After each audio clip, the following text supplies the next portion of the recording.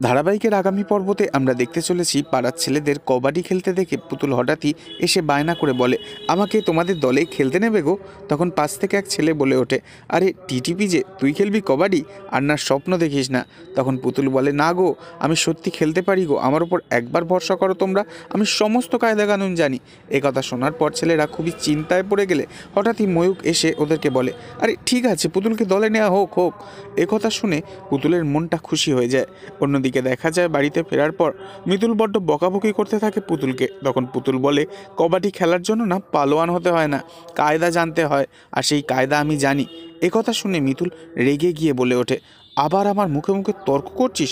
এই বলেই মিতুল চড় মারতে যায় পুতুলের গালে। আর ঠিক তখনই ময়ূক এসে বাধা দেয় মিতুলকে। তবে কি এবার আগামী দিনে এভাবেই পুতুলের সমস্ত সিদ্ধান্তকে সম্মান জানাবে ময়ূক? পরবর্তী আগামী পর্ব জানতে অবশ্যই আমাদের সঙ্গে থাকবেন। ধন্যবাদ।